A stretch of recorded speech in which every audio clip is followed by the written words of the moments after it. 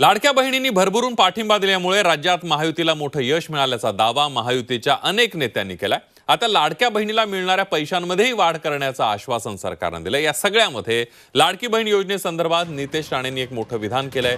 नितेश राणे नेमकं काय म्हणालेत आणि त्यांचा रोख कुणाकडे आहे, बघूया त्याबद्दलचा रिपोर्ट।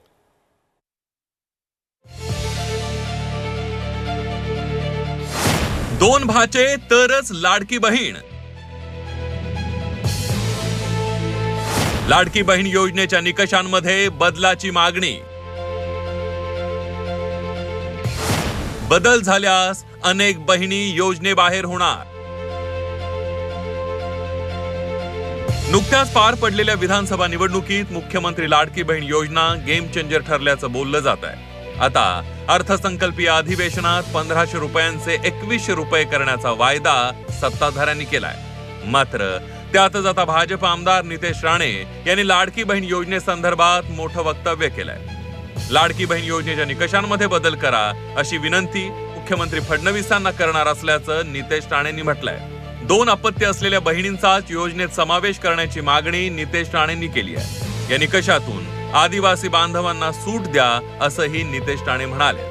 मी तर फडणवीस साहेबांना आम्ही सगळेजण विनंती करणार आहे, मुख्यमंत्री साहेबांना ते साहेब त्या मुख्यमंत्री लाडली बहीण योजनामध्ये बदल करा, आपल्या आदिवासी बांधवांना थोडं सूट द्या आणि नंतर दोन अपत्य लोकांपर्यंत ती योजना पोहोचणार असं नियम त्याच्यात घाला आणि तरच फायदा घ्यायला द्या।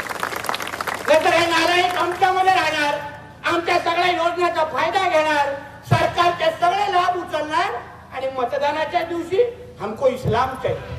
नितेश राणेंच्या या मागणीनंतर काँग्रेस प्रदेशाध्यक्ष नाना पटोले यांनी भाजपवर जोरदार हल्लाबोल केला।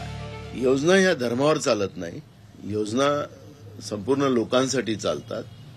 त्यामुळे धर्मावर योजना चालवण्याचं असेल तर सरकारने त्या पद्धतीचं जाहीर करावं। पण आपण पाहिलं की भाजपला सत्तेची जी मस्ती आलेली आहे आणि सत्ता ही लोकांपासून मिळालेली नाही, मशीनमधून मिळालेली आहे असं जनतेचं मत आहे। त्याच्यामुळे या लोकांच्या बोलण्याचा जो फरक आपल्याला जाणवतो तो त्याच्यातूनच हे स्पष्ट होतं। तर नितेश राणेंनी हे विधान केवळ मुस्लिमांबाबत केलेलं नाही असं म्हणत शिवसेना खासदार नरेश मस्के यांनी नितेश राणेंची पाठराखण केली आहे। जी मागणी केलेली आहे नितेश राणे यांनी मुस्लिम कुटुंबांना वगळावं असं नाही म्हटलेलं आहे। दोन पेक्षा अधिक जर मुलं असतील तर त्यांना लाडकी बहीण योजनेतनं वगळावं अशी मागणी केलेली आहे। ही मागणी महाराष्ट्रातनं पुढे येते। पक्षातील नेते, महायुतीचे नेते यासंबंधी निर्णय घेतील। लाडकी बहीण योजनेच्या नियमांमध्ये कोणताही बदल केला जाणार नाही असा दावा सरकारकडून अनेकदा करण्यात आलाय। त्यामुळे नितेश राणेंनी केलेल्या मागणीचा सरकार विचार करणार का हे पाहणं महत्त्वाचं ठरणार आहे। ब्युरो रिपोर्ट, झी 24 तास, मुंबई।